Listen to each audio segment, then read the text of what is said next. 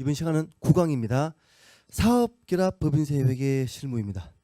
이번 9강과 10강은 이제 기준서 내용을 가지고 설명하는 것이 아니고 지금까지 8강까지 했던 내용을 이제 응용하는 내용입니다. 이제 통상에 그냥 간단한 손익거래나 간단한 자본거래는 그냥 앞에서 배웠던 내용으로 그냥 그대로 적용하시면 되고요. 사업결합 이제 연결재무제표, 특히 사업결합 쪽에서는 사업결합 회계처리에 대한 정확한 이해, 또 법인세 회계에 대한 정확한 이해를 가지고 해야 되는 이제 상당히 좀 복잡 다단한 문제가 있기 때문에 제가 이제 이 강의를 마련했습니다.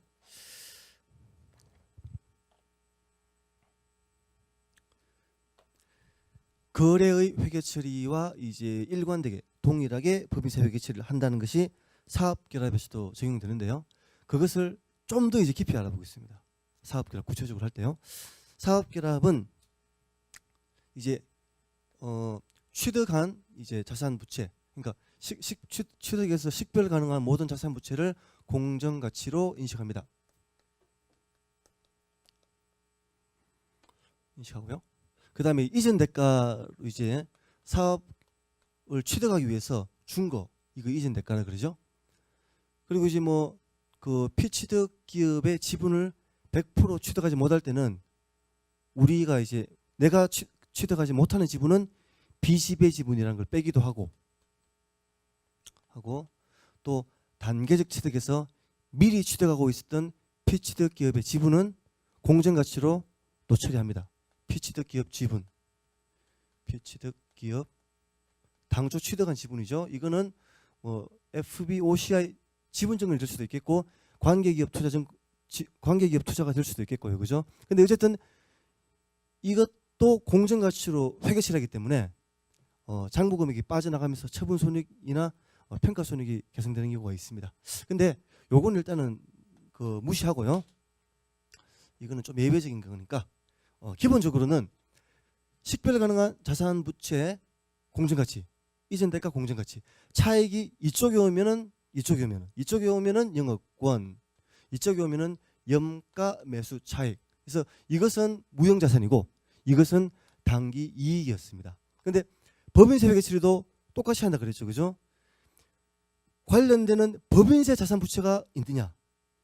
이 회계 처리 과정에서 법인세 자산 부채가 단기 법인세 자산 부채가 있을 수 있고 이연 법인세 자산 부채가 있을 수 있습니다. 그것을 마치 식별 가능한 자산 부채처럼 인식하는 거예요. 그래서 단기 법인세 자산, 단기 법인세 부채, 이연 법인세 자산, 이연 법인세 부채, 뭐 이게 다 있는 경우는 잘 드물겠죠. 보통 이거 하나 정도 있거나 이거 하나 정도 있는 경우가 대부분인데 가끔씩은 단기 법인세가 발생하기도 합니다. 어쨌든 인식하고, 그리고 이제 이전 대가와 관련된 세효과를 인식을 합니다. 세효과를 어떻게 인식하는지는 이제 나중에 말씀드릴게요. 이전 대가 관련 세효과를 이쪽이나 이쪽이 인식을 해요. 그리고 가끔씩은 원래 회계 처리에서 영업권이나 영가 매수 차익에서도 이런 게 발생하는 경우가 있습니다. 그런 모든 것들을 이제 식별 가능한 자산 부채의 종류로서 법인세 자산 부채를 인식하고 이전 대가 인식하는 회계 처리를 한 다음에 차익은 어쨌든 위에서 차익을 영업권 영가 매수 차익으로 했듯이 여기서도 차익을 영업권 영가 매수 차익으로 한다는 것입니다. 조금 제가 지금 설명드린 것을 다시 한번 풀어서 설명드릴게요. 지금 기준서 사례에서 본 거는 식별 가능한 자산 부채에서 뭡니까? 일시적 차이가 있어가지고 거기에 대해서 이연법인세 자산 부채를 인식하고 상대 계정을 영업권 인식하는 게 기준서 사례에 나옵니다. 그죠? 근데 그거보다 더 복잡한 사항들이 있어요. 있는데 여기 보시면은 이 부분은 설명을 이미 한 셈이고요. 그죠? 이전 대가에 대해서 제가 좀 설명을 해놨습니다. 이전되는 자산이거나 아니면 부담하는 부채가 결합 실체에 포함될 경우에는 이연법인세 자산 부채의 인식을 영업권 영업가매수 차익에서 조정한다. 돼 있죠, 그죠?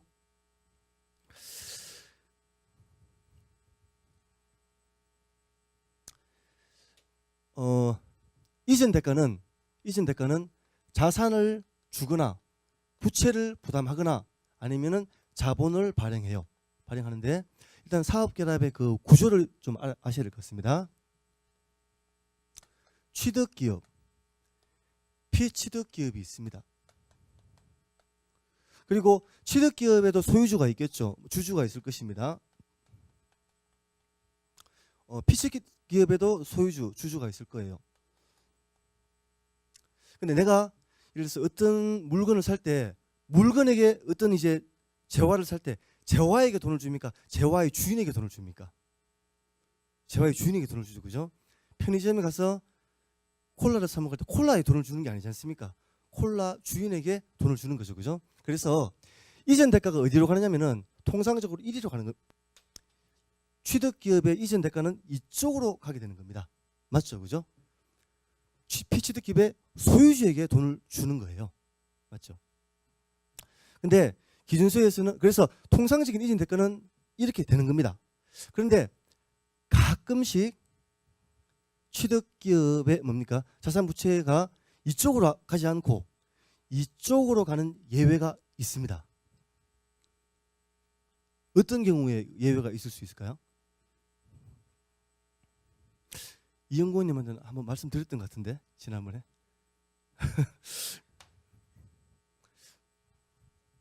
예? 보겠습니다. A가 그러니까 취득기업이 피취득기업을 이제 피취득기업의 주주예요. 현재도 한 10% 정도 아니 약간의 지분을 보유하고 있다 보겠습니다. 피취득기업의 자본이 100입니다. 자본금이 100이에요. 피취득기업. 근데 취득기업이 이 중에 20을 보유하고 있었다고 보겠습니다. 그죠? 근데 피취득기업이 자본을 추가로 100 발행하는데 취득기업이 이걸 다 가져가요. 다 가져가는데 현금 출자하는 게 뭡니까? 현금 그 신주 이런 경우에 예를 들어서 현물 출자로 하나 예를 들겠습니다. 현물 출자하는데 현물 출자하면서 100을 이제 자본금 증가를 시키는데 그거를 취득기업에서 주는 겁니다. 뭐 토지가 됐든 뭐 건물이 됐든 뭐 주게 되면요. 피취득기업이 증자를 하게 되면은 자본금이 200으로 바뀌죠. 근데 당초에는 20% 지분을 가지고 있다가 120% 지분을 가지게 되죠. 그죠? 그러면 이제 60% 지배력을 획득하게 되고 사업을 취득하게 되는 겁니다. 사업결합 회계처리를 하는데 현물 출자할 때 그 토지가 소유주에게 갑니까? 피취득기업에 갑니까? 예외적으로 피취득기업에 가는 겁니다. 그죠? 그래서 사업결합할 때는 이 사업과 이 사업이 결합되는 게 사업결합이지 않습니까? 말 그대로 이 사업과 이 사업이 결합되는 것인데 이 결합된 사업에서 그대로 남아있는 경우가 있고 빠져나가는 경우가 있는데 통상적으로 소유주에게 주게 되면은 소유주에게 주는 것들은 이전 대가들은 다 빠져나갑니다. 이렇게 빠져나가면서 그러니까 주인에게 주는 게 빠져나가면서 이걸 가져가는 거예요. 근데 이제 예외적으로 지금 말씀드린 것처럼 이런 사례에서는 빠져나가지 않고 결합실체에 남아 있습니다. 근데 이제 사업결합 회계처리 할 때는 사업결합 회계처리 이제 내에서 한다. 사업결합 회계처리의 일부로 한다. 혹은 사업결합 회계처리로 한다. 이런 여러 가지 표현을 쓰는데요. 그게 이제 사업결합 회계처리의 연장이다. 일부라는 겁니다. 그래서 다르게 표현하면은 이제 사업결합의 기본 원칙, 차변 대변 인식하면서 영업권 영가매수 차익으로 처리하는 그 방식을 한다는 것이고요. 사업결합이 아닌 경우에는 영업권 영가매수 차익을 인식하지 않고 그냥 이제 뭐 다르게 인식한다는 것이 되는 겁니다.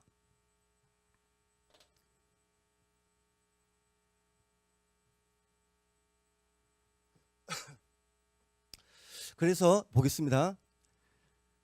이전되는 자산만 보겠습니다. 자산이 결합실체는 취득기업, 피취득기업 합친 것이죠.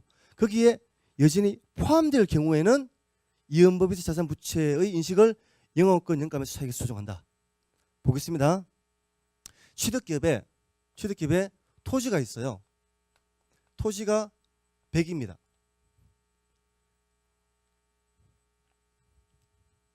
토지가 있는데 토지의 장부 금액이 100이에요.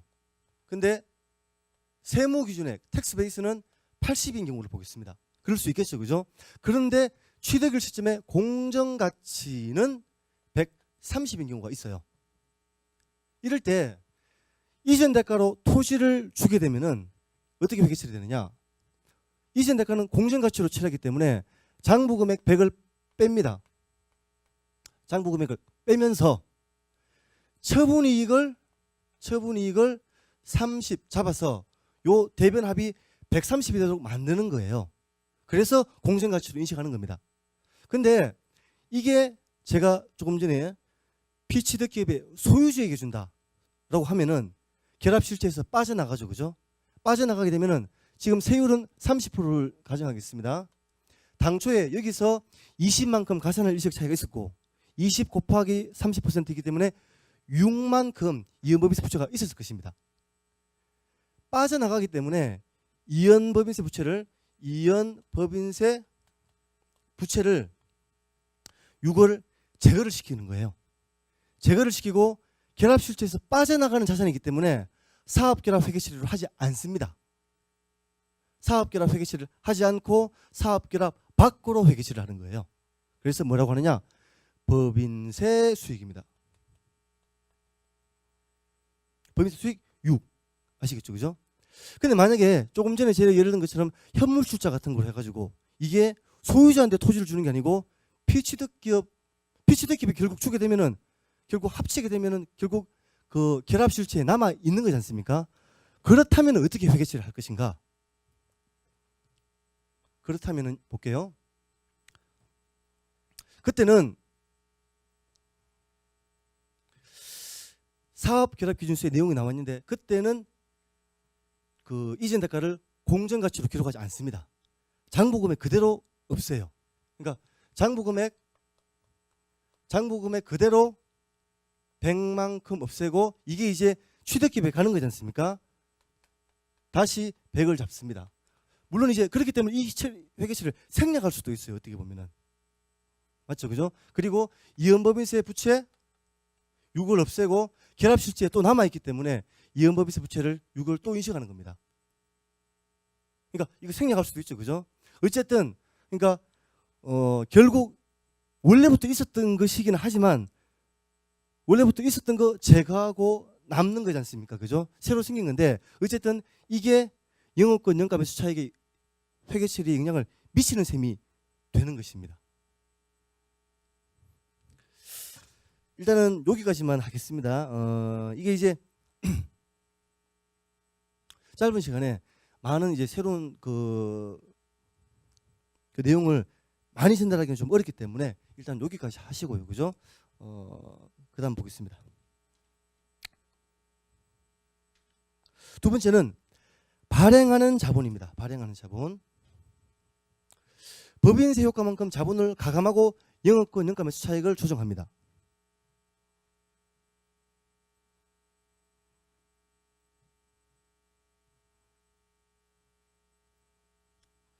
이게 이제 실무적으로 매우 중요한 것인데요, 그죠? 회계상 사업 결합하면서 자산, 부채, 자본을 발행했습니다. 자본을 회계상 100을 발행했어요. 근데 세무상으로는 30밖에 인정을 하지 않는다. 그러면은 이제 세무조정 한번 생각해 보겠습니다. 30만큼은 이제 입금불산입되는 자본이고 나머지 70은 세법에서 잉여금으로 보게 되어 있습니다. 그래서 입금산입 기타 70 시키고요. 자산이나 부채에서 송금산입이 나오게 됩니다. 그래서 이제 사업 결합할 때 이제 과세소득에 당장의 영향을 미치지는 않죠. 그렇지만 자산의 송금산입이 나중에 추인되게 되면은 결국 이 사업 거래는 이 사업 결합은 과세가 되는 거예요. 맞죠, 그죠? 처음에는 입금 산입, 송금 산입 해가지고 양편 조정으로 세효과가 없지만 나중에 마이너스 유보로 추인되기 때문에 이 과세 그 사업 이 사업 거래는 과세 효과가 있는 것입니다. 그런 상황에서 이 자본이 있지 않습니까? 자본 100을 세법에서 인정하는 30과 세법에서 인정하지 않는 70으로 나눴을 때 30은 그대로 30이 되어야 한다라고 얘기하고 있고요. 70은 세금 효과가 30%이면은 21이죠, 그죠? 21을 차감한 49가 되어야 한다. 49가 세후 자본이 되어야 한다는 것이 이제 제가 설명드릴 내용입니다.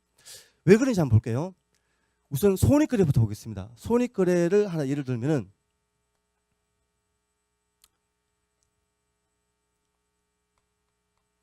이자 수익이 100이 있었습니다. 그러면은 이제 이자 수익은 당기 손익인데 이익잉여금이지 않습니까? 잉여금인데 여기에 법인세 비용이 30 붙을 거예요.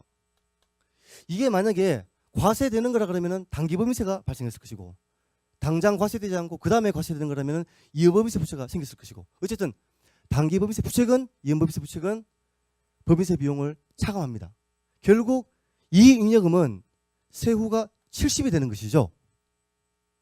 맞습니까? 70이 되는 것인데 이것은 원래 금액에서 세효과를 차감해서 70을 만들었다라고도 표현할 수 있는 것입니다. 그래서 회계 처리를 세전 거래 그러니까 세전으로 회계 처리를 한 다음에 세효과 회계 처리를 하고 그게 결국 세후 회계 처리가 된다고 보게 되면은 과세되는 자본에서 세후를 곱한 금액만큼을 감소시켜 줘야 되는 것입니다. 근데 만약에 과세되지 않는 거래라 한다면은 예를 들어서 기업이 현금 1000을 납입받으면서 자본금 1000 이런 거래가 된다 그러면은 자본금은 세후 기준으로도 그대로 1000이 되는 겁니다. 왜냐하면은 과세가 안 되기 때문에 그대로 1000이 되는 것이죠. 그러면은 두 가지 사항을 다시 좀 요약을 해보면은 과세가 안 되는 것은 세전 금액이 그대로 오면 되는 것이고 과세가 되는 것은 1-T 해서 1-법인세율 해서 세후 금액으로 오면 되는 것이지 않습니까? 이게 사업 결합할 때도 마찬가지입니다. 근데 사업 결합할 때 차이점은 사업 결합에서는 자본이 마지막 잔여가액이 아니고 자본부터 먼저 그렇게 세 효과 조정을 한 다음에 영업권이나 염가 매수 차익이 마지막 잔여로 결정되기 때문에 먼저 해주어야 하는 거예요. 그렇습니다. 그래서 지금 자본이 100인데 이제 세무상 30 인정받는다 그러면은 인정받는 금액은 세효과가 0이기 때문에 그대로 30이고 과세되는 70은 세효과 21을 빼야 되기 때문에 49가 되는 겁니다. 그래서 세후 자본은 79로 기록을 한다는 것이에요.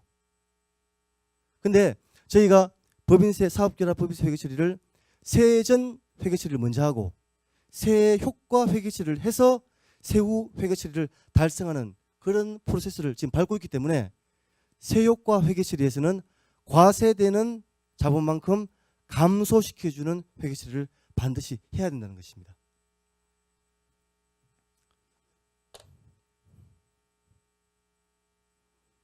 예, 지금 이 페이지가 가장 어려운 페이지입니다. 가장 어려워서 좀 따라오기 좀 어려우실 수도 있는데요. 조금만 인내를 가지고 따라와 주시면 감사하겠습니다.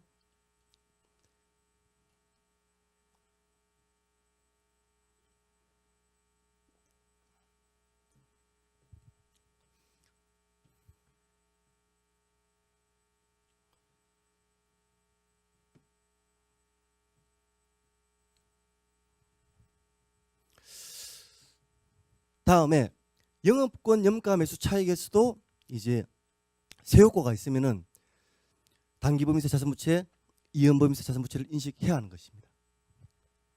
예를 들어서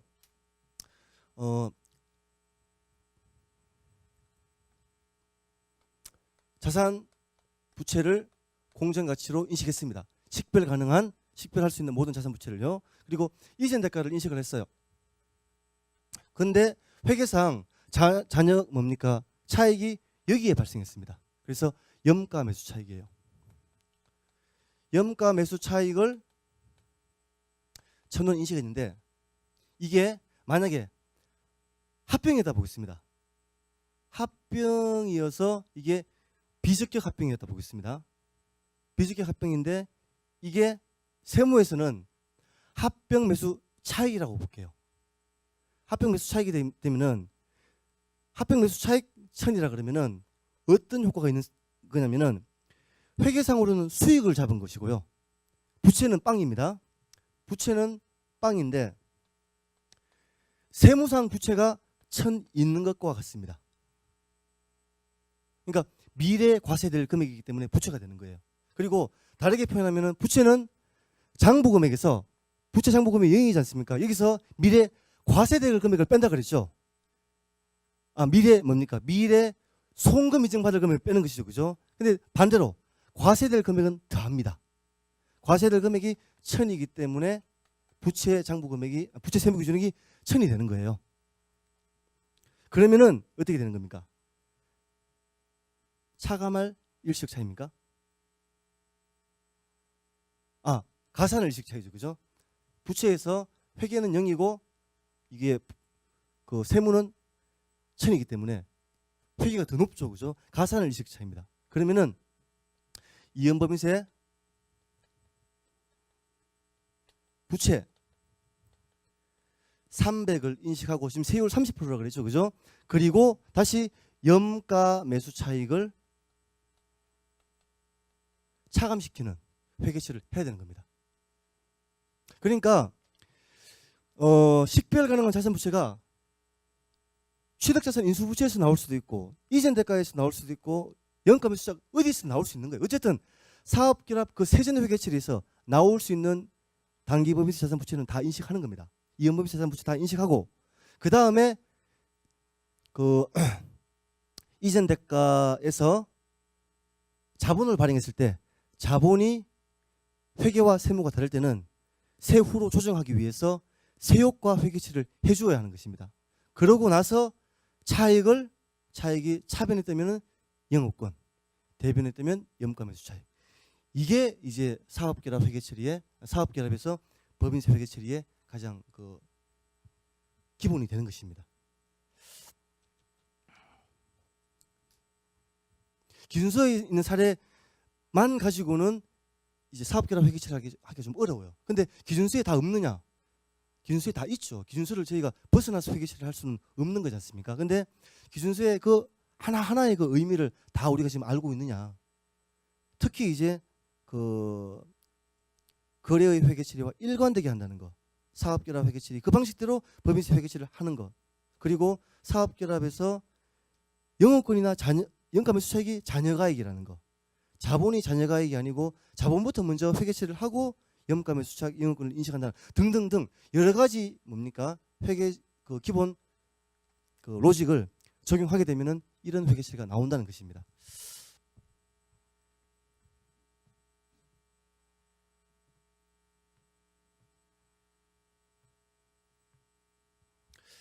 예, 사업결합 회계처리, 법인세 회계처리는 여러분들이 평소에 많이 접해본 게 아니기 때문에 어려울 수밖에 없다라고 생각하시고요. 자꾸 이제 수업이 좀 어려우시면은 좀 복습을 좀 해주시기를 부탁드리겠습니다.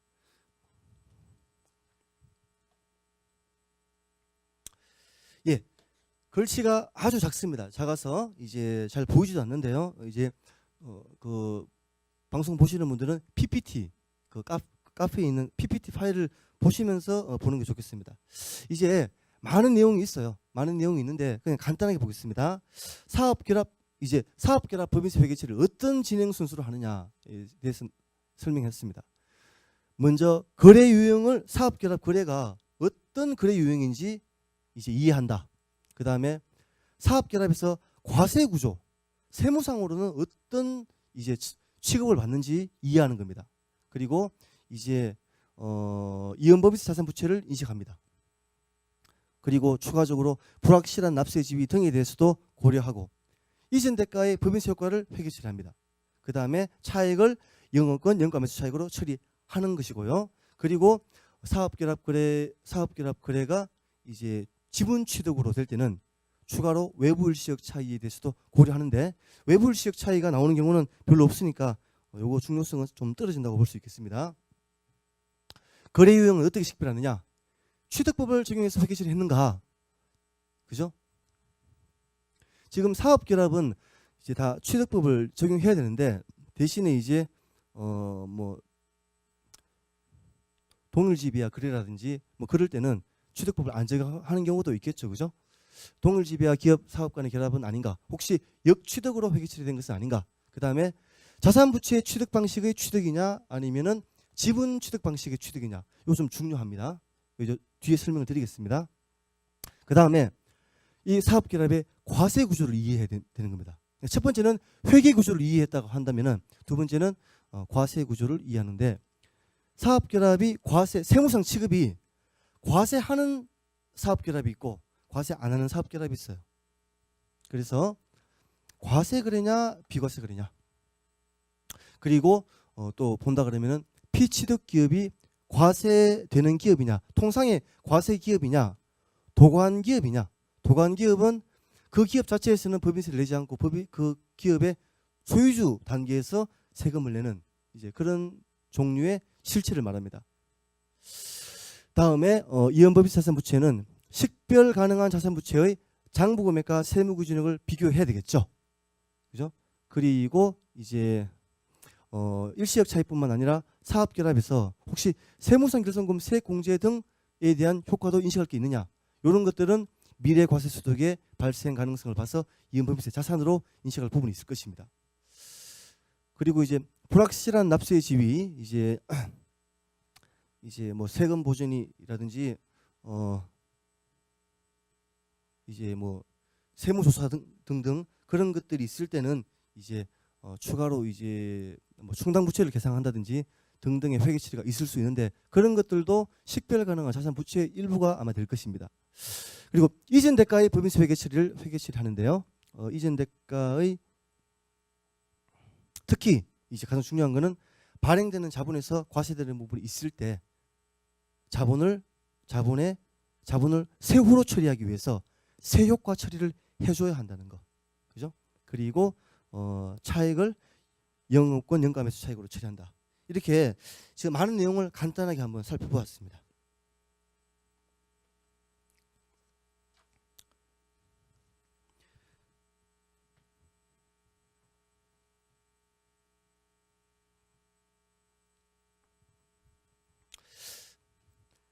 사업결합 거래를 먼저 자산부채 취득 방식과 지분 취득 방식으로 나눠봤어요. 피취득 기업이 있습니다. 자산부채 자본. 자산부채를 가져가는 거, 그죠? 그걸 자산부채 취득 방식이라고 하는데, 대표적인 예가 합병, 영업양수도, 우리가 또 뭡니까, 저기 P&A라 그러죠. 이제 자산부채 인수 방식. 뭐 그러니까 자산부채 뭐라고 합니까? 자산부채 용어가 기억 안 나요. 어쨌든 그런 것들은 자산부채 취득 방식이 되는 것이고, 지분 취득 방식은 자산부채를 가져가는 게 아니고 이 기업의 실체는 그대로 놔두고 이 기업의 지분을 취득해서 이제 간접적으로 이제 가져가게 되는 경우를 말하죠. 이렇게 될 때는 법적 실체가 피취득 그 사업이죠, 그죠? 취득자와 같은 법적 실체가 되는 겁니다. 위에는 그렇죠, 그죠? 그러니까 자산부채가 다 취득 기업에 오는 것이죠. 근데 여기에서는 별개의 법적 실체가 그대로 유지가 되고 있는 겁니다. 이 차이가 있고, 그리고 외부 일시적 차이가 여기에서는 고려가 돼야 되겠죠. 왜냐하면은 이제 뭐 분명히 취득하게 되면은 종속기업이 될 가능성이 높을 것이기 때문에 뭐 종속기업 투자 등 해서 이제 외부 일시적 차이가 발생합니다. 근데 여기에서는 그런 게 없죠, 그죠?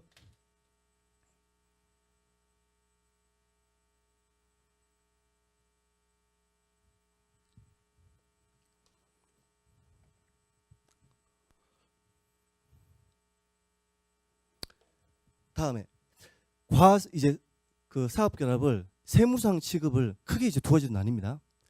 과세 사업결합 거래냐, 비과세 사업결합 거래냐. 취득 기업이 있고 피취득 기업이 있습니다. 소유주가 있고 소유주가 있어요. 근데 이전 대가는 1로 준다 그랬죠. 그래서 얘가 이걸 취득하게 되는 겁니다. 근데 과세사업결합거래 비사 이게 너무 나갔네요. 그래도 이제 앞에 그렸던 그림이기 때문에 다시 이해하실 줄 믿습니다. 과세사업결합거래냐 비과세사업결합거래냐는 누구를 기준으로 판단하느냐? 예, 피취득자 기준으로 판단합니다. 피취득자가 사업결합이 됐을 때 피취득자가 세금을 내느냐를 보고 세금을 내면은 과세사업결합거래, 그러지 않으면은 비과세사업결합거래입니다. 그래서 과세사업결합거래는 과세하고 비과세사업결합거래는 과세하지 않습니다. 근데 이제 보시겠지만 결국 과세하지 않는 것은 과세를 그때 안 하는 것이지 사업결합 이후에 나중에 이제 과세하는 것으로서 완전한 비과세는 아니고 과세 이윤입니다. 실제는. 이럴 때 과세사업결합거래에서는 취득자산부채의 세무기준액이 세무상 공정가치가 돼요. 시가가 돼요. 그런데 비과세 거래일 때는 사업결합 전에 세무기준액이 그대로 유지가 됩니다. 그러니까 당초에 피취득 기업을 얘가 소유했지 않습니까? 그 다음에 일로 주인이 바뀌죠. 주인이 바뀌는 그 거래에 대해서 매매가 있었다고 보는 것을, 매매를 했다고 보는 것을 과세거래라고 보시면 되고요. 그냥 이거는 형식만 바뀌었다라고 해서 실질이 없다라고 보는 것을 비과세거래라, 그렇게 이해하시면 될 것 같습니다. 매매가 됐다고 생각한다면은 피취득 기업에서 이제 이 좀 정확한 설명은 아닙니다. 피취득 기업에서 과세 소득이 발생하고 취득 기업은 공정 가치로 세금액으로 샀다는 것이 되는 거고, 비과세 사업결합 같은 경우는 거래가 일어나지 않았다, 그대로 이제 되는 거기 때문에 당초에 세무상 장부가액을 유지하고 취득 이제 유지하게 되고 피취득 기업도 과세 소득을 발생시키지 않게 되는 겁니다. 그리고 세무상 결손금 세액공제에는 과세 거래는 이월되지 않습니다. 이거는 새로 이제 새로운 취득이 된 거기 때문에 이제 당초에 있던 건 없어지는 겁니다. 근데 비과세 거래는 이거는 형식만 바뀐 것이지 거래 실질을 그대로 유지하기 때문에 세무상 결손금 세액공제가 유지가 되는 것입니다. 되고 있고요. 그러면 과세 거래는 어떤 것이 있느냐? 과세 거래는 주로 이제 자산부채 취득 방식에 해당되고 비과세 거래는 지분 취득 방식에 해당되는 겁니다. 지분 취득 방식 볼게요. 피취득 기업의 주주가 바뀝니다. 그때 피취득 기업에서 세금 낼 게 있습니까? 없죠, 그죠? 아마 소유주는 주식 매매 차익에 대해서 뭐 양도소득이라든지 그런 게 발생할 수 있겠지만 피취득 기업 입장에서는 그냥 주인이 바뀐 걸 뿐이에요. 이게 판 게 아닙니다, 그죠? 근데 자산부채 이제 그 영업 양수가 일어났다, 그렇게 되게 될 때는 뭡니까? 피취득 기업은 이제 양도 차익을 발생하는 거고 취득 기업은 세무상 시가로 취득을 하게 되는 거예요. 근데 그런 와중에서도 이 자산부채 취득 방식 중에서도 이제 그 과세 이연을 해주는 것, 과세 이연을 해주는 적격 합병 같은 경우에는 그때는 비과세 사업결합이 되는 겁니다.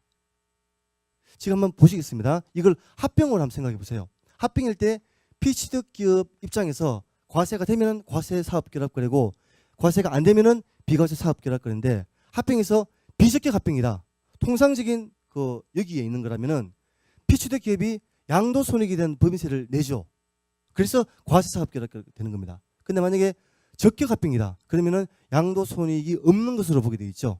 비과세하는 겁니다. 그래서 자산부채 취득 방식이라도 과세 이연이 되는 것은 비과세 사업결합이 되는 것입니다.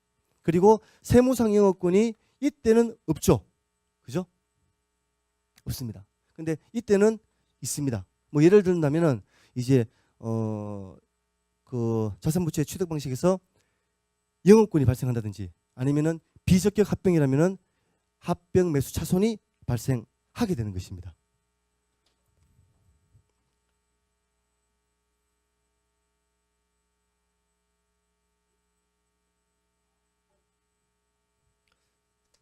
내용이 좀 어렵습니까? 어떻습니까? 예. 근데 잘 따라오시는 것 같은데 왜 이렇게 좀 그러죠? 알겠습니다. 예.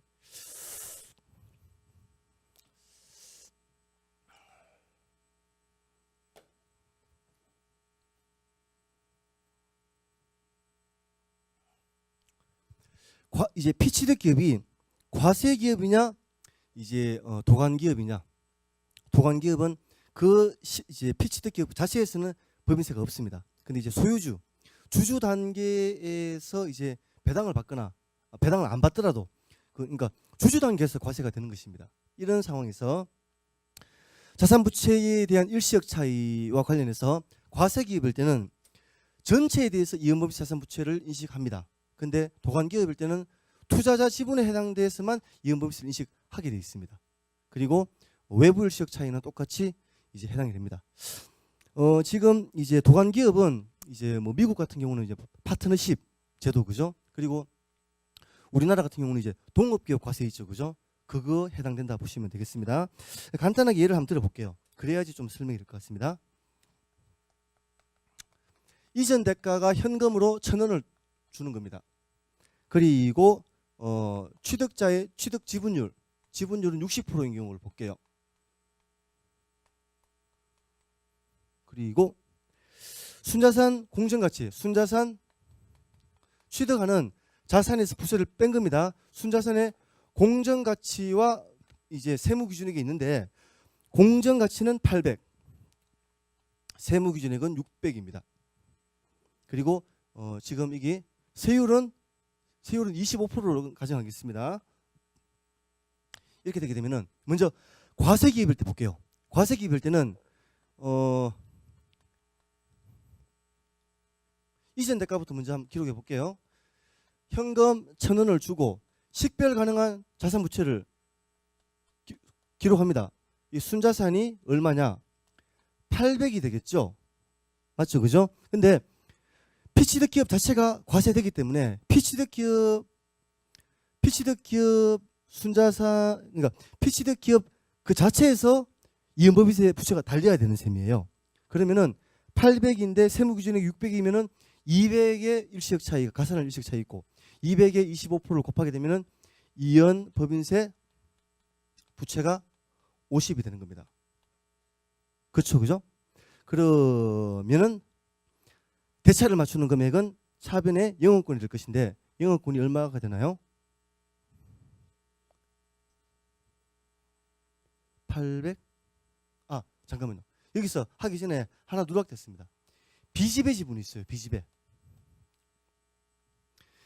지분이 얼마냐? 비지배 지분율은 40%가 되겠죠. 그죠? 60이니까 40%인데 그러면 40%에다가 뭘 곱해야 되겠습니까? 800 마이너스 50을 곱해야 됩니다. 왜냐하면 이건 피치드 기업 자체의 부채이기 때문에 맞죠, 그죠? 그래서 750에 40%이기 때문에 비지배 지분이 300이 되는 겁니다. 300. 그러면은 1350이죠. 영업권은 550이 됩니다. 근데 만약에 이게 피치드 기업이 과세 기업이 아니고 도관 기업이었다. 그러면 어떻게 달라질까? 보겠습니다. 현금 이전 대가는 똑같습니다. 그리고 순자산 도관 기업이라 하더라도 과세만 이제 그렇게 하는 것이지 어쨌든 전체를 갖다가 사업 결합한 거는 마찬가지지 않습니까? 똑같이 800이 옵니다. 근데 이연법인세 부채를 그 피치드 기업에서 과세되는 게 아니고 주주 단계에서 과세하기 때문에 이때는 800 전체에 대해서 인식하는 게 아니고요. 그러니까 800 마이너스 600, 200이지 않습니까? 이 중에 60%에 대해서만 25%를 곱해서 계산하는 거예요. 그러니까 우리 것만 계산하는 겁니다. 우리 것만. 그래서 이연법인세 부채가 30이 됩니다. 그러면은 비지배 지분은 얼마가 될까요?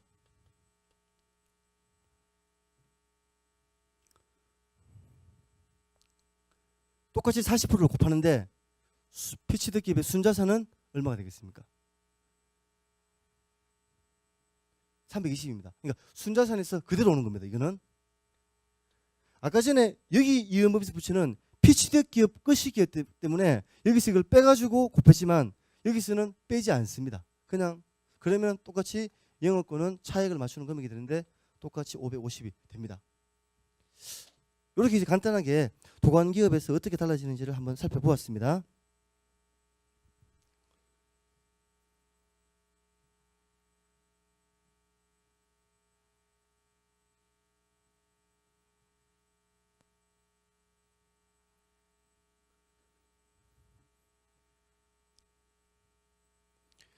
획득된 세금 혜택의 식별.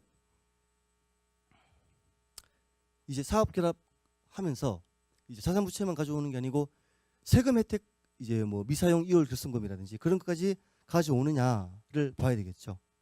근데 제가 앞에서 과세 사업 결합, 비과세 사업 결합 중에서 어느 거에만 그런 것들이 보통 이월된다 그랬습니까? 비과세만 이월된다 그랬죠. 과세일 때는 그냥 뉴 스타트입니다. 과거는 없어지는 겁니다. 그냥. 그래서 과세 사업 결합 거래인 비주격 합병할 때 세무상 이월 결손금 안 오죠, 그죠? 생각하시면 됩니다. 그리고 영업 양수할 때 그런 거 안 옵니다. 그런데 적격 합병되면은 그런 것들을 인수하는 부분이 있지 않습니까, 그죠? 그걸 생각하시면 되고요. 이제 거기서 또 이제 잘 생각하셔야 될 부분은 비과세 사업 결합 그래서 세금 혜택이 옵니다. 오는데 취득기업이 있고 피취득기업이 있죠. 여기서 이월 결손금이 있었다고 볼게요. 이걸 이제 그대로 가지고 옵니다. 가지고 오는데 대신에 우리 세법을 보면은 이 이월 결손금은 합병이나 그런 모든 이제 사업 결합 후에도 피취득기업 사업 여기서 발생한 거에서만 공제를 해주게 우리나라 세법이 주로 되어 있습니다. 그래서 실제 이연법인세 자산 따질 때 우리 사업의 이익 가지고 이연법인세 자산을 계산하는 그런 오류는 범하지는 않아야 한다는 겁니다. 그러니까 회계적인 요소, 세무적인 실제 세법까지도 고려해야 한다는 것입니다. 과세 사업 결합 거래는 당연히 안 오니까 생각할 거리도 없겠죠, 그죠?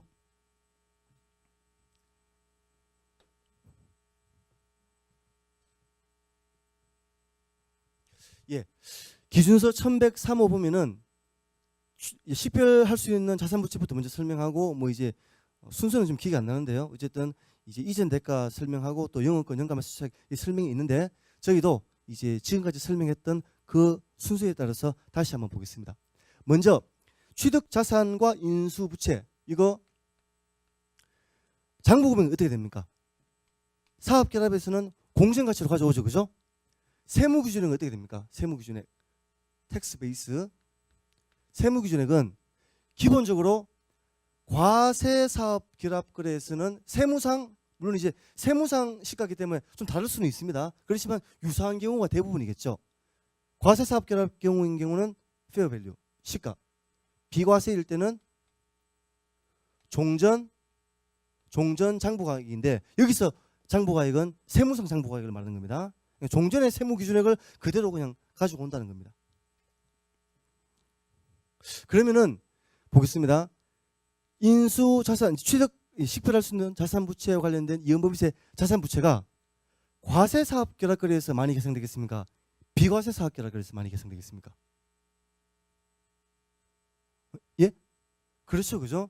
이거는 회계상으로도 공정가치, 세무상으로도 시가이기 때문에 비슷한 경우가 대부분입니다. 근데 이거는 밑에 비과세는 회계상으로는 공정가치 했는데 여전히 세무상으로는 종전 세무상 북별이기 때문에 일시적 차이가 그냥 나고요.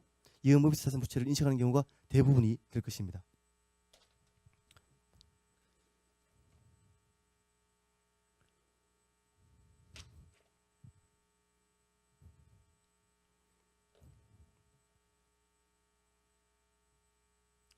지금 회계상 이제 사업결합 회계 처리를 자산 식별할 수 있는 자산이 3천, 식별할 수 있는 부채가 2천입니다. 이전 대가는 2천이에요. 그래서 이제 차대를 맞추는 금액은 차변에 올 수밖에 없었습니다. 영업권. 이럴 때 이제 이럴 때 이것이 과세사업결합거래라면 법인세 회계처리는 어떨 것인가? 과세사업결합거래라면은 과세사업결합거래는 자산 부채도 세무상 시가, 그 다음에 이전 대가도 세무상 시가가 됩니다. 근데 회계상 시가와 공시가치와 세무상 시가가 같다 그러면은 결국 같게 됩니다. 그리고 이 영업권도 뭐 무형자산인 영업권이 되거나 아니면 뭐 합병매수 차순이 되거나 같이 오게 되기 때문에 회계 세무가 같게 됩니다. 그래서 회계 처리가 법인세 회계 처리가 없게 됩니다. 물론 여기서도 더 구체적으로 들어가면은 또 차이가 있어요.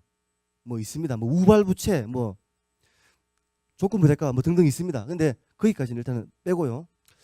그 다음에 이게 비과세 사업결합거래였다. 비과세 사업결합거래라면 예를 들어서 주식 취득을 통해서 그죠, 연결 재무제표 최초 작성하는 회계 처리가 되거나 아니면은 이제 합병인데 적격 합병이다. 그렇다 그러면 어떻게 될까요? 그때는 지금 이게 공정가치가 있고 회계상 장부가액이 있고 사업결합전 세무상 장부가액이 있습니다. 요게 바로 이제 세무기준액이 되는 것이죠. 종전 세무기준액을 유지하게 됩니다.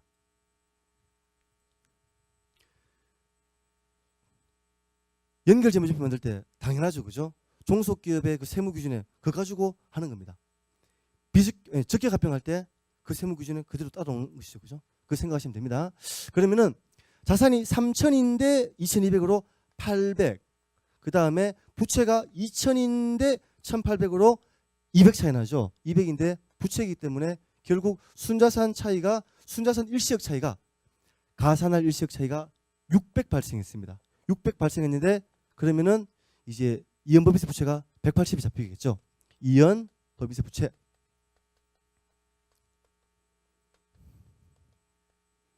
180 차변에 뭐가 되겠습니까? 영업권 하는 것입니다.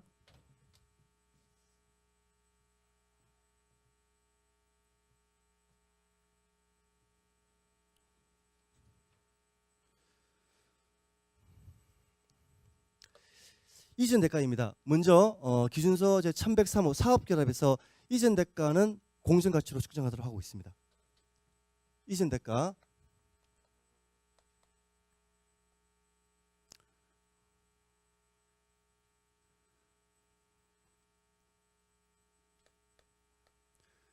회계에서는 공정가치입니다. 근데 세무에서는 어떻게 되느냐? 이거는 텍스 베이스란 말을 빼겠습니다. 이전 대 자산 부채가 아니기 때문에 세무. 과세 사업 결합일 때는 세무상 시가인 경우가 많고요. 그 다음에 비과세 사업 결합일 때는 그냥 그 피취득 기업의 세무상 순자산하고 똑같게 됩니다. 세무상 순자산. 그러니까 그 사업 결합 전에, 그죠? 이것도 이제 저희가 적격 합병, 비적격 합병 하면 생각하시면 될 것 같습니다. 적격 합병일 때 이제 비적격 합병일 때 세무상 시가, 적격 합병일 때는 피취득 기업 순자산 그 세무상 장부가액 그대로 가져오는 것이죠, 그죠? 그리고 이 차이가 나는 거는 예를 들어서 현금을 줬다. 현금이면 물론 이제 비과세 사업 결합이 되지도 않겠지만 현금이면 제가 비과세 사업 결합이 되지 않겠지만이라고 말씀드린 것은 적격 합병할 때 자본 발행하죠, 그죠? 그렇지만 이게 또 100%는 아닙니다. 지금 이제 주식 취득하는 거, 주식 취득할 때는 이거는 주식 취득 방식의 사업 결합은 비과세 사업 결합 거래를 그랬죠, 그죠? 이때는 현금으로도 얼마든지 취득할 수 있는 거지 않습니까? 이때는 세무에서는 아예 사업 결합으로 보지도 않습니다. 그냥 이거는 주인 바뀐 거다, 그대로인 거라고 보는 것이죠, 그죠? 어쨌든 차이가 여기서 납니다. 여기서 주로 비과세 사업 결합 거래에서, 그죠? 비과세 사업 결합 거래가 나게 되면은 보겠습니다. 회계상 장부 금액을 이만큼 기록했습니다. 근데 세무상으로는 순자산 장부가액이 요까지예요. 그러면은 나머지 부분이 있죠, 그죠? 요까지는 요 부분은 세무에서 인정하는 자본입니다. 입금으로 안 보는 자본이죠. 이거는 과세되는 잉여금으로 봐요. 과세되는 잉여금이기 때문에 과세됩니다. 그러면은 자본에서 과세되는 효과를 먼저 회계 처리하는 거예요. 통상적인 거래는 자본 회계 처리가 나중이지만 사업결합 거래에서는 영업권 영감의 수창이 나오기 전에 먼저 다 해야 되기 때문에 자본에 대해서도 세효과를 계산합니다. 그래서 만약에 공정가치가 2천이었습니다. 근데 세무상으로는 800만 인정을 해요. 800만. 그러면은 차익 1200에 대해서는 이제 이거는 과세되는 자본으로 봐서 여기다가 세율 30% 곱한 자본은 360을 해주고 영업권을 감소시키거나 염가매수책을 다는 회계처리를 해줘야 한다는 것입니다.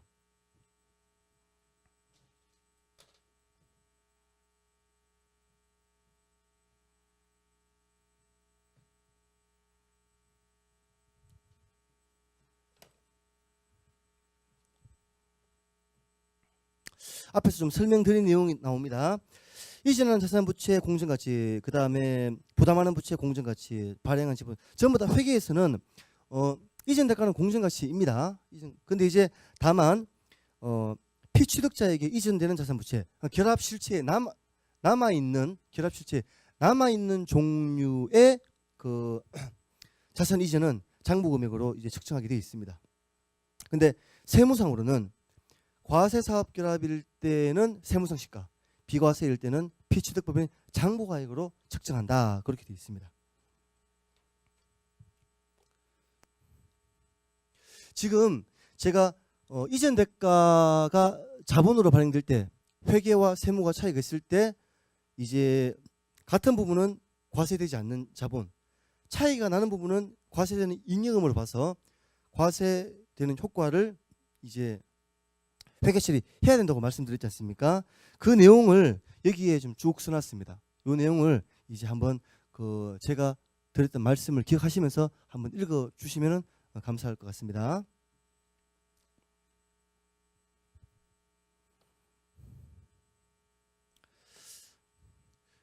예, 그 앞에서 이제 설명했던 내용을 예제를 가지고 한번 살펴보겠습니다. 기업은 B기업을 합병하였는데 취득한 B기업에 식별할 수 있는 순자산은 무형자산 1000원 하나밖에 없었다. 무형자산. A기업은 공정가치 1000원의 A기업의 지분을 발행해 주었다. 지분을 발행해 주었어요. 그러니까 자본 발행해 주면서 무형자산 1000을 인식을 했습니다. 근데 그래서 회계상으로 이제 식별할 수 있는 자산, 무형자산을 공정가치로 기록하고 이전 대가도 공정가치로 기록을 했습니다. 그런데 과세당국에서 무형자산 이거 인정 못하겠다. 세무상 무형자산은 없다라고 보는 겁니다. 그러면서 이 자본 발행한 이것도 이게 무슨 자본금 주발초냐. 자본금도 아니고 주발초도 아니다. 이거는 과세되는 잉여금이다 라고 보는 겁니다. 그럴 때 이제 세무조정은 하게 되면은 입금산입 자본 1000 기타 손금산입 무형자산 1000 마이너스 유보가 되겠죠. 이때 법인세 회계처리를 어떻게 할 것이냐 보겠습니다.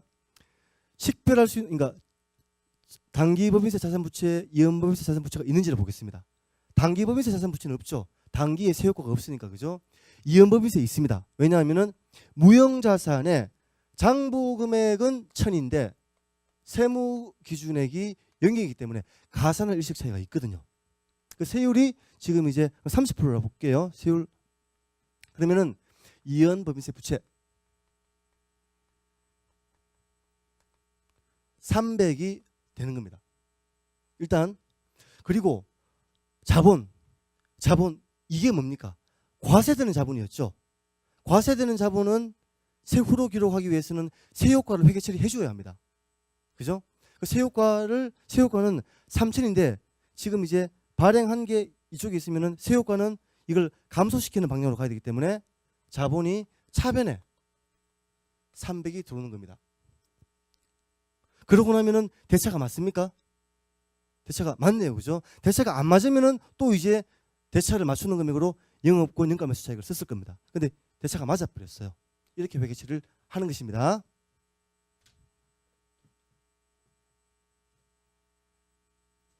여기서 질문 드리겠습니다. 만약에 차변에 회계상 회계처리가 회계상 그 회계처리가 장부상 회계처리가 무형자산이 아니고 영업권이라고 보겠습니다. 그러니까 영업권도 물론 무형자산이긴 한데 사업결합에서 식별할 수 있는 무형자산이냐, 식별할 수 없는, 그러니까 식별할 수 있으면 무형자산으로 인식하고 식별하지 못할 때 영업권으로 인식하는 거지 않습니까? 그 식별할 수 있는 무형자산은 그 뭡니까? 그 계약적, 법적 권리에서 나오는 것이거나 아니면은 분리 가능하면은 식별할 수 있고, 그죠? 그런 것들은 다 무형자산으로 인식하고, 그게 없을 때 차대를 맞추는 금액이면은 영업권이 되는데 지금 이제 식별할 수 있는 게 없어요. 그냥 이제 대변에 자본은 발생했는데 차변에 플러그가 들어가야 되기 때문에 영업권으로 인식한 이런 경우다. 이랬을 때 법인세 회계처리는 어떻게 달라지겠습니까?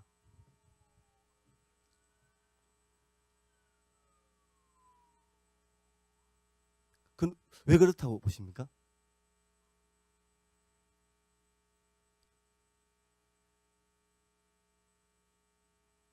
맞습니다. 그러니까 거의 한 80%는 이해하셨어요. 보겠습니다. 일단은 그 법인세 자산 부채가 있느냐? 단기 법인세 자산 부채는 없는 건 똑같고요, 그죠? 이연 법인세 자산 부채가 있느냐? 있는 것 같습니다. 영업권의 장부 금액이 100 달렸지만 1000입니까? 1000 달렸지만 세무 기준액은 0이지 않습니까? 그래서 가산을 일식 차이가 있는데 영업권에 대해서는 영업권 최초 인식할 때 가산할 일식 차이에 대해서는 이연법인세 부채를 인식 안 한다 그랬죠. 가지고 여기 할 게 없습니다. 대변에 이연법인세 부채를 인식하려다가 그 기준서에 그 영업권 인식하지 말라는 규정 때문에 아무것도 안 했어요. 그 다음에 봅니다. 자본은 그럼에도 불구하고 여전히 과세되는 자본이거든요. 맞죠, 그죠? 과세되는 자본이기 때문에 세효과를 기록을 해주는 겁니다. 자본 300. 그러고 나서 대차가 맞느냐를 보는 겁니다. 대차가 안 맞죠, 그죠? 영업권을 감소시키거나 아니면은 영가매수차익을 늘리는데 영업권이 이미 달려있지 않습니까? 달려있기 때문에 영업권을 죽이는 거예요. 그죠? 이렇게 되는 것입니다. 예.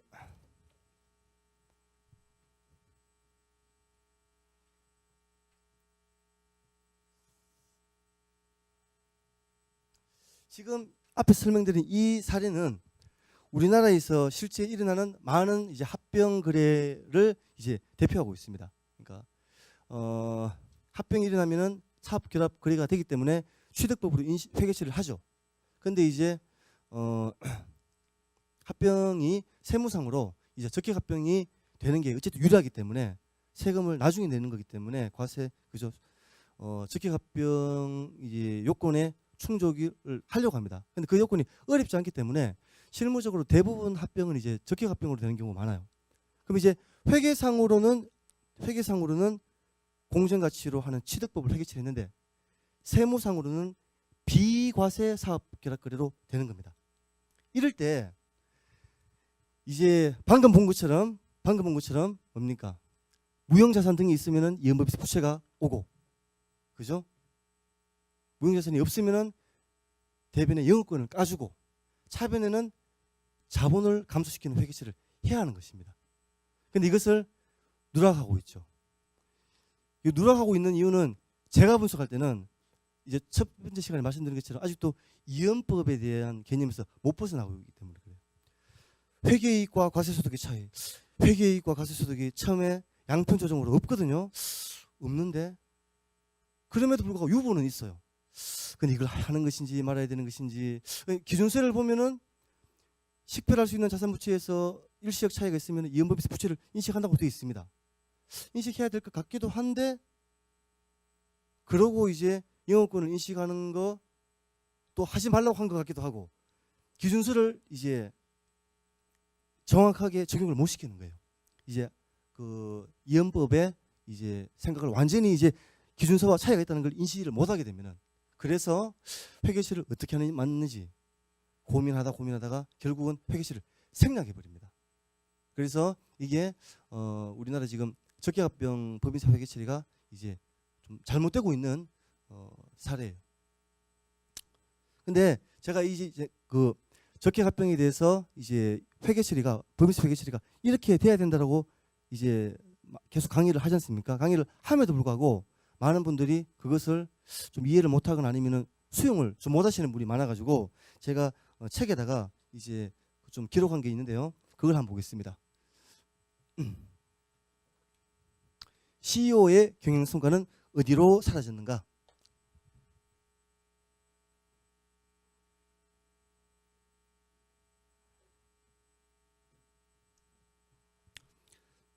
어떤 A 회사가 B 회사를 합병을 했습니다. 우리가 사업 결합할 때 취득법 그죠? 취득법으로 할 때 공정가치로 처리하는 이유가 뭐가 있겠습니까? 공정가치로 처리하려면은 다 실사받고 이제 감정평가 받고 시간이 엄청 걸리거든요. 그냥 그 피취득 기업의 장부금액 그대로 쓰면 되지. 왜 그렇게 비용 들어가면서 시간 돈 들어가면서 굳이 공정가치로 하느냐? 이유가 뭐라고 생각하십니까? 그렇죠. 실질의 반영 그것도 맞죠. 근데 이제 다르게 표현하면은 경영 성과의 정확한 측정을 위해서, 그러니까 그 이익이라는 거는 순자산의 증가, 자본의 증가이기 때문에 순자산의 증가하고 같은 거지 않습니까? 스타팅 포인트가 내가 여기서 되느냐에 따라 가지고 나중에 이만큼을 이루었다 할지라도 여기서 출발하게 되면은 많이 이룬 게 되는 거고, 처음부터 좋게 출발했으면 얼마 안 이룬 게 되는 겁니다. 그래서 이제 그 회계 기간 그 구분하듯이 사업 결합이 있을 때는 사업 결합 때 그때 제대로 측정해서 공정 가치로 정확하게 스타팅 포인트부터 정확하게 해보자. 그러고 나서야 제대로 된 그 경영 성과 측정이 가능한 거 아니냐. 이게 너무나 중요하기 때문에 그렇게 돈이 들고 시간이 들더라도 공정 가치로 하게 돼 있는 겁니다. 그래서 이게 너무나 중요해서 예전에는 그 사업 결합을 꼭 취득법으로 안 했었어요. 그때는 이제 지분통합법, 지분풀링법이라는 걸 이제 방법식을 둬가지고 사업 결합이 이제 우월적으로 이렇게 됐느냐? 그러면은 이제 매수법이라고 했어요. 예전에는 매수법. 그러지 않으면 지분통합법인데 지금은 그런 것은 없다. 분명히 주도하는 한쪽이 있고 한쪽은 그래도 덜 주도하는 부분이 있다. 이쪽을 취득한 거다. 매수한 거다. 그렇게 해서 공정가치로 책정해야지만 제대로 된 경영성과의 측정이 가능하다고 해서 무조건 취득법을 하고 공정가치를 하는 거예요. 근데 이런 합병이 이루어졌는데 이제 경영자가 딱 부임을 했습니다. 새로운 경영자가 딱 부임을 했어요. 딱 보니까 재무제표가 이렇게 돼 있습니다. 자본금 발행하고 현금 1,000 영업권만. 이제 스타팅 포인트가 딱 주어진 거예요. 그럼 스타팅 포인트 주어졌다는 거는 내가 이걸 가지고 앞으로, 그러니까 쉽게 말해서 11,000에서 출발한 것이죠. 그죠? 11,000에서 내가 이보다 더 잘하면은 더 높은 결과를 내면은 경영을 잘한 것이고 못하면은 못한 것이 되는 겁니다. 근데 이제 그 측정을 스타팅 포인트가 정확하면은 이제 정확하게 할 수가 있겠죠. 그죠? 근데 이걸 또 다르게 설명하면은 그렇게도 볼 수 있을 거예요. 이제 현금은 일단은 좀 놔두겠습니다. 영업권 많이 있죠. 영업권. 그러면은 경영자는 그렇게 생각할 수 있겠습니까? 그러니까 마치 어떤 이제 투자 재원을 가지고 아웃풋을 내듯이, 그죠? 이 영업권 이걸 이제 나한테 줬는데 이걸 다 소진시키면서 11,000 내면은 이익을 낸 거고 10,000을 소진시키면서 9,000 내면은 내가 경영을 잘못한 거네. 그렇게 생각할 수 있겠습니까? 있겠죠, 그죠? 분명히 봤을 때 현금 1,000, 현금 1,000 그대로 유지하겠다. 영업권 이거 뭐 요즘은 이제 상각은 안 되지만 손상된다고 하는데 영업권 손상되는 기간 동안에 내가 10,000보다 더 내면은 내가 경영을 잘한 거 아니냐라고 생각하고 경영을 했어요. 영업권은 이제 지금 사례에서는 뭐 1년으로 봐도 상관없습니다. 1년 동안에 다 사라질 거라 봐도 되고 뭐 몇 년 상관없는데 어쨌든 영업권이 소진되는 기간 동안에 이제 경영자는 10,000 이상 영업이익을 내려고 열심히 뛰는 겁니다. 뛰는 건데 근데 이 합병이 세무상으로는 비과세 사업결합 거래였어요. 그래서 이제 쉽게 말해서 적격합병. 그래서 피취득 기업의 이제 재무제표에는 현금밖에 없었습니다. 그래서 현금 1000, 자본금 1000만 세무상 인정되는 겁니다. 무형자산 인정 안 돼요. 그죠? 이런 상태에서 이제 경영자가 열심히 영업을, 그러니까 경영을 했습니다. 경영을 해서 5년 동안 경영을 했어요.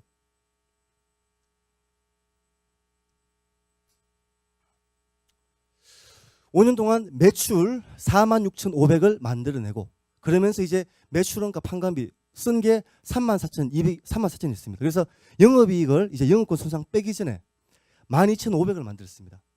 그 12,500을 만들었을 때 성취감이 분명히 생겼겠죠. 그죠? 내가 10,000 가지고 12,500 만들었다. 10,000 다 쓰고 내가 12,500까지 했으니까 내가 경영을 잘했다고 생각하고 있어요.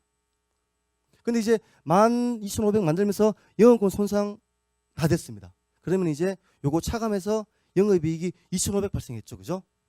그런데 손익계산서를 받아보니까 당기 순손실 득되어 있는 거예요.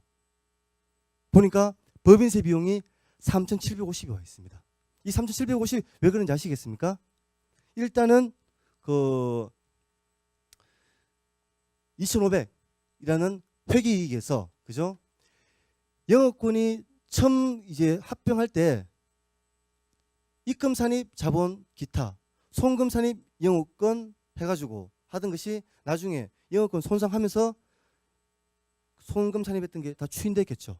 그죠? 마음만큼 추인되는 겁니다. 입금산입 됐다는 것이죠. 그죠? 입금산입 되게 되면은 영업권 입금산입 많이 들어가가지고 과세소득이 5년 동안 12,500이 되는 거예요. 12,500. 12,500이 되면은 여기서 이제 법인세 이제 3,750 부담하죠. 그죠?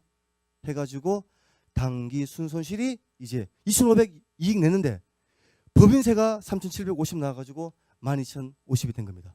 그래가지고 경영자가 너무나 답답한 거예요. 와, 내가 10,000 가지고 12,500 만들었는데 왜 손실이 1,250이냐. 그래서 이제 그 책에 보면은 한 부장을 이제 부릅니다. 한 부장이 나도 잘 모르겠다. 그때 합병할 때 S회계법인이 와서 회계 처리도 해주고 적격합병 되게 요건도 충족 준비해주고 다 했는데 왜 이렇게 손실이 났는지 나도 모르겠습니다. 라고 얘기를 하는 겁니다. 근데 이 이유는요, 사업결합에 대한 법인세 회계 처리를 잘못했기 때문에 그런 겁니다. 사업결합 법인세 회계 처리를 앞에서 이제 어떻게 됩니까? 앞에 화면 돌려볼까요? 여기죠. 이때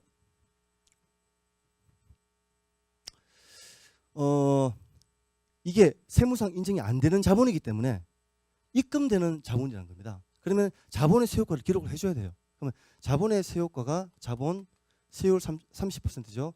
3,000 일단 자본부터 까야 되는 겁니다. 그러니까 이거는 세전 회계처리인 거예요. 세효과 회계처리가 있어야 되는 겁니다. 그리고 이제 영업권 관련해서 이연법인세 부채는 인식 못하고 플러그로 영업권이 오겠죠. 그죠? 플러그로. 이렇게 회계처리를 했었으면은 재무제표가 어떻게 되겠습니까? 영업권은 7,000으로 바뀌고 주발초도 7,000으로 바뀌어요. 그렇습니까? 그렇게 되게 되면은 그 재무제표가 5년 회계처리가 어떻게 되냐면요. 5년 회계처리가 보겠습니다. 이렇게 바뀝니다. 지금 매출원과 똑같고 영업이익 12,500입니다. 영업권 손상차손은 7,000만 잡혀요. 그러면 이제 영업이익이 5,500이 되겠죠. 근데 이제 5,500에다가 영업권 입금 산입되는 금액이 7,000이기 때문에 여기 이제 12,500이죠. 12,500에 대한 세효과를 법인세 비용으로 인식하게 되면은 1,750이 되는 겁니다. 이 1,750은 볼게요. 앞에서 세전으로 영업이익 얼마 냈습니까? 2,500 냈죠. 2,500에다가 1-0.3 한 금액과 같이 나오는 겁니다. 그래서 사업결합할 때 이제 보겠습니다. 사업결합을 공정가치로 하는 이유가 뭐였습니까? 경영자의 경영성과를 제대로 측정하기 위해서 그게 돈 주고 시간 들여가지고 정말 합병 이런 거 주식 취득 큰 거 일어나면 거의 1년 동안 이 회계 처리합니다. 1년 동안. 비용이 정말 무시 못하거든요. 그렇게 회계 처리해서 겨우 이제 공정가치를 해가지고 그 다음부터 스타팅 포인트를 잘 만들어서 후속 경영성과 측정을 잘하게 했는데 법인세 회계치를 잘못함으로 인해 가지고 많은 이제 쉽게 말하면 우리 과거의 많은 경영자들은 법인세 회계치를 잘못했기 때문에 자기 경영성과를 다 박탈당했어요. 이 사례처럼. 근데 그 이유는 뭐였느냐? 사업 결합에 대한 법인세 회계치를 제대로 못했기 때문에. 아시겠습니까? 예, 그렇게 이해를 하시면 되겠습니다.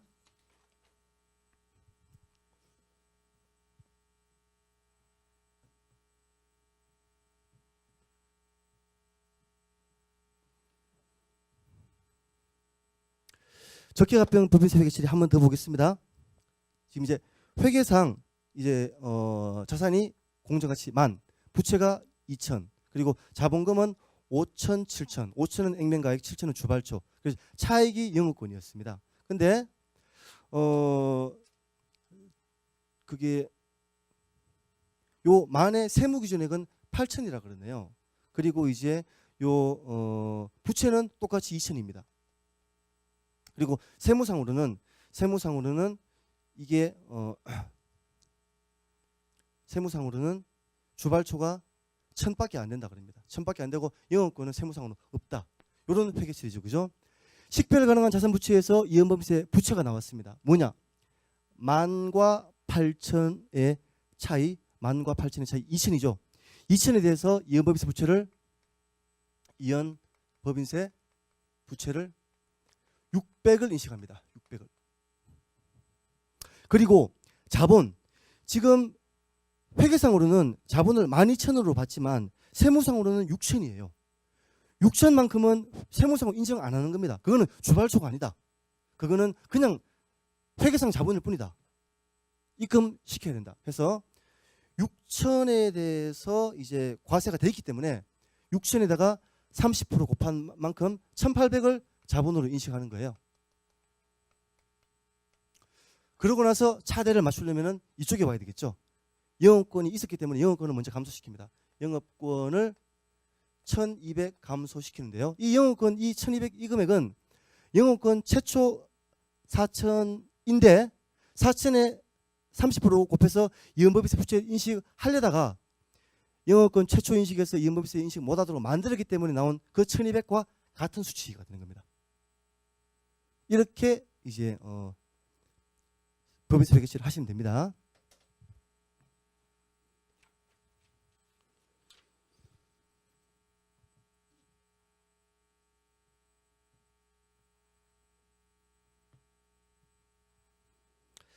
회계처리 오류 사례를 마지막으로 보겠습니다.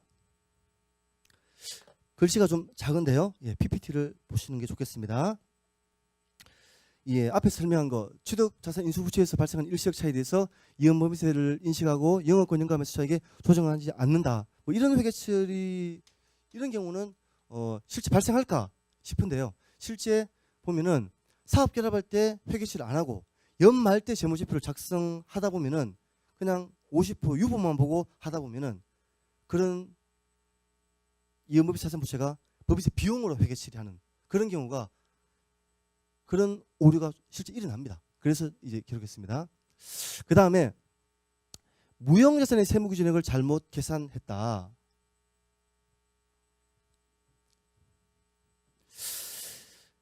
회계상으로는 같이 이제 돈을 지급하지 않습니까? 이전 대가를 지급할 때 그 이제 무형의 자산이죠. 그러니까 무형 자산은 전부 다 무형의 자산이지 않습니까? 근데 무형의 그건데 예를 들어서 고객 리스트 아니면은 뭡니까? 뭐 여러 가지가 있겠죠. 뭐 계약 관계에서 나오는 재산 그런 것들 식별 가능하면은 식별 가능하는 거는 이제 말씀드린 것처럼 법적 계약적 권리에서 나오거나 분리 가능하면 식별 가능하다 그랬지 않습니까? 그러면은 무형 자산이에요. 그러면은 식별 가능하면 그 식별 가능하지 않으면은 무형 자산으로 인식 못 하는 겁니다. 대신에 차액으로 또 이제 식별하지는 못하지만 무슨 가치가 있었으면은 분명히 돈을 더 줬을 것이고 그 금액이 영업권으로 오는 거지 않습니까? 영업권은 식별하지 못하는 자산이 되는 거지 않습니까? 근데 어쨌든 회계에서는 무형자산과 영업권을 구분해서 회계처리를 하게 되어 있습니다. 식별할 수 있는 거, 식별할 수 없는 이거는 이제 플러그 그죠? 그런데 세무상으로는 세무상 무형자산 이제 법인세법에 보면요, 무형자산의 범위가 되게 좁습니다. 뭐 광업권 뭐 등등 이래 가지고 거의 법적 권리에서 나오는 것들, 그런 것들만 인정합니다. 그래서 회계상으로 이만큼 이제 무형자산이 있다 그러면은 세무상 인정받는 금액은 범위는 요거밖에 안 돼요. 그래서 예를 들어서 계약관계로 인한 그 이미 맺은 계약으로 인한 그 미래 경제적 효익이 이만큼 있어가지고 무형자산을 잡더라도 세무상으로는 그게 법적 권리가 안 되기 때문에 세무상 무형 고정자산으로 인정 못 받는 경우가 많습니다. 그럴 때는 오히려 근데 세무상 그러니까 세법에서는 그런 것을 무형 고정자산으로 인식하지 않고 그것들을 이제 그 무형 고정자산 중에서 영업권으로 인식하는 경우가 있어요. 그러니까 쉽게 말해서 그래도 사업상 가치가 있어서 준 거, 유상으로 취득한 거 해가지고 세무상으로는 이것이 영업권으로 되는 경우가 있습니다. 그러니까 다시 요약하면은 회계상으로는 식별 가능하냐 안 하냐에 따라서 갈랐지만 세무상으로는 이것도 영업권으로 보는 경우가 있어요. 그러니까 이거 포함하지 않고 그냥 하나의 영업권으로 처리하는 경우가 있습니다. 왜냐하면은 세법은 과세의 목적으로 나온 거기 때문에 이거 식별 가능하냐 안 하느냐에 관심이 없죠, 그죠? 뭐 그게 뭐 필요하냐? 그 영업권 송금 인정해 주겠다 뭐 하면 되는 거지 않습니까? 이럴 때 이제 무형자산의 세무기준액을 어떻게 결정할 것이냐?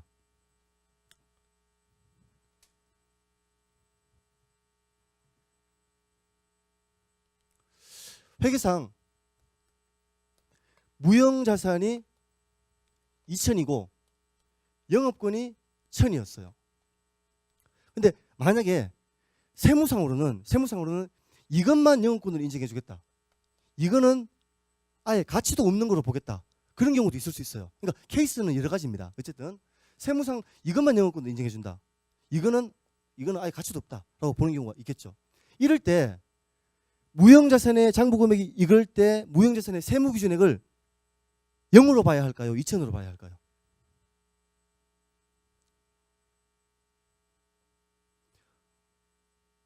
(2천으로) 보는 것이 합당합니다. 그러니까 회계상으로 무형자산으로 봤지만 세무상으로 영업권으로 명칭만 그렇게 불렀다 뿐이지 그걸 인정해 준 거예요. 그래서 이제 그렇게 볼 수도 있고 또 다르게 보면은 그 자산의 그 세무기준액의 그 결정 방법을 기억하면요, 자산이 회수될 때 세무성으로 송금 받느냐, 이거 이제 뭐 없어질 때 세무상 명칭은 영업권으로 인정받지만 영업권으로 송금 인정받지만 어쨌든 인정받는 거지 않습니까? 그렇기 때문에 무형자산의 이제 세무기준액을 2천으로 보는 게 합당하다는 겁니다. 근데 그러면은 무형자산의 세무기준액을 2천으로 하는 거하고 0으로 하는 게 차이가 있느냐를 한번 볼게요. 지금 무형자산 2천, 이제 영업권이 1,000이죠, 그죠? 이게 이제 장부입니다. 근데 이제 세무기준액 1, 2에서 첫 번째는 이걸 이제 2천으로 보고 세무상 영업권을 했지만 어쨌든 그거는 무형자산을 인정한 것이다. 이거는 어떤 개념을 생각하시면 되냐면요, 저희가 우리가 세무조정 같은 거 할 때 접대비 한도 초과할 때 계정을 뭐라고 넣든지 간에 실제 접대비는 접대비이지 않습니까, 그죠? 회계에서 무형자산으로 한 것을 세무에서 뭐라고 부르든 간에 어쨌든 인정해주면 그게 무형자산이라고 보는 것이 맞다는 거예요. 그러면 2천이고 영업권은 0이 되겠죠. 이 경우에는 무형자산은 없고 영업권이 2천이 되는 겁니다. 세율을 30%로 하면은 위에서는 무형자산의 일시적 차이가 없죠. 영업권의 일시적 차이가 있는데 가산할 일시적 차이죠. 그럼 이연법인세 부채 인식합니까? 이연법인세 부채가 없어요. 근데 위에 서면은 참 이 경우에는 무형자산에서 2천의 가산할 일시적 차이, 세율 30%면은 이연법인세 부채가 600. 그다음에 영업권에서 1,000의 차감할 일시적 차이, 차감할 일시적 차이에 대해서는 이연법인세 자산을 인식한다 그랬습니다. 그러면은 300. 그러면 네트로 치면은 300이네요, 그죠? 무형자산의 세무기준을 어떻게 보느냐에 따라 가지고 이연법인세 부채가 생기느냐 마느냐가 결정될 수 있다는 겁니다. 이게 이제 무형자산의 세무기준액을 잘못 계산해서 이제 회계 처리가 달라진다는 내용이 되겠습니다.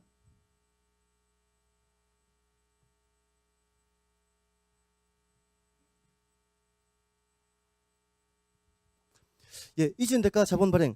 취득자가 발행하는 자본 중 과세되는 부분이 있을 때 세무상 자본 금액이 다를 때 자본을 세후 금액으로 인식하지 않는다. 뭐 예를 들어서 적격합병. 이거 많이 설명했죠, 그죠? 이거 워낙 중요해서 이게 실무상 얼마나 중요할 것 같습니까? 실무상 크게 합병하지 않습니까? 그러면은 오래된 기업 같은 거 이렇게 취득하지 않습니까? 그러니까 세무상 자산 부채는 얼마 안 되는데 기업 같이 있어가지고 자본 많이 발행해 주지 않습니까? 그러면은 주발초 회계와 세무 차이가 엄청나게 됩니다. 1,000억이 될 수도 있고요, 몇천억이 될 수도 있어요. 거기에 세월 곱한 만큼 사업결합 시점에 순자산과 자본이 틀어집니다. 그거는 다르게 이야기하면은 그 이후 기간에 손익이 몇백억, 몇천억 달라질 수도 있는 거예요. 매우 실무적으로 중요한 사항입니다.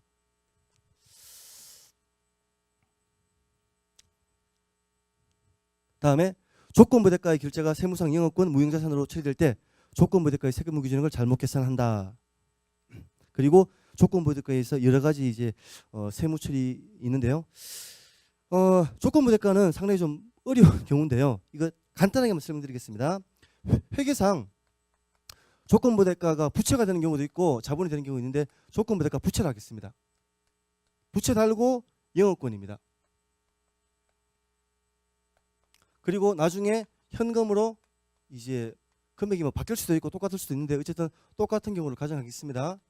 근데 세무상 처리는 이때는 없고 돈 줄 때 그때에서야 이제 금액이 확정됐다고 그래서 영업권, 세무상 영업권을 인정해 준다. 이런 경우가 있을 수 있어요. 이거 좀 본 기억납니까? 자산 부채 부담해서 자산 취득할 때 세무 기준액이 자산 부채 장부 금액에다가 플러스 마이너스 유보한 것과 다르게 결정된다는 내용, 그죠? 중에 하나인데 보겠습니다. 이거 세무 조정하게 되면은 이거 송금 불산입, 이거 송금 산입 되겠죠, 그죠? 그래서 장부 금액에다가 플러스 마이너스 유보를 하게 되면은 세무 기준액은 둘 다 00으로 나올 겁니다. 그러나 기준서에서 얘기하는 세무 기준액의 결정 방법을 따르게 되면요, 자산이 회수될 때 세무상 손금 인정 받을 금액, 영업권이 없어질 때, 나중에 없어질 때 결국 손금 인정 받습니다. 그래서 100이 되고요. 부채는 부채의 장부 금액에서 미래 손금 인정 받을 금액, 미래 이게 현금으로 지급하면서 현금이고 부채죠, 그죠? 현금 떨어져 나가면서 손금 인정 받을 금액이 있습니까? 없습니다. 부채가 결제되더라도 손금 인정 받는 게 아니고 자산으로 처리돼요. 자산으로 처리되기 때문에 0 빼면은 결국 세무 기준은 똑같이 100 나옵니다. 그러니까 장부 금액과 세무 기준이 같다는 거예요. 그래서 앞에 방식으로 장부 금액에서 플러스 마이너스 유보를 해서 세무 기준을 구하게 되면은 조건부대가에서는 이연법인세 자산을 구하고 영업권은 최초 인식 이연법인세 부채 미인식으로 인해서 이연법인세 부채를 안 구하게 됩니다. 그런데 세무 기준액을 장부 금액과 같다고 보게 되면은 이연법인세 자산 부채가 다 계산되지 않는데 후자가 기준서의 입장과 맞다는 것이에요. 그리고 뭐 이제 조건부대가 이것은 금액이 당초 추정했다가 그다음 결산했다가 실제 그 결제될 때 금액이 막 바뀌거든요. 그때 이제 복잡한 이제 법인세 회계 처리가 있는데 그것은 이제 조금 이 강의의 범위를 넘어간다고 봐서 일단은 생략하겠습니다.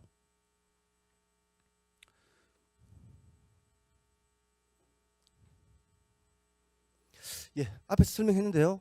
이제 염가 매수 차익에 대해서도 만약 염가 매수 차익이 자산 취득 이익으로 단기에 과세된다. 그러면은 염가 매수 차익이 발생했어요. 단기에 다 과세되는 거라 그러면은 단기 법인세 부채를 잡습니다. 단기 법인세 부채를 잡고 뭡니까? 여기서 나온 법인세 효과가 있기 때문에 염가 매수 차익을 까줘야 되는 겁니다. 법인세 비용이 아닙니다. 그리고 아까 전에 또 예를 들어서 염가 매수 차익으로 처리했는데 회계상으로는 비적격 합병으로서 합병 매수 차익이었다. 그러면은 세무상 부채가 있는 것이고요, 그죠? 거기에 대해서는 이연법인세 부채가 계산되겠죠. 이연법인세 부채.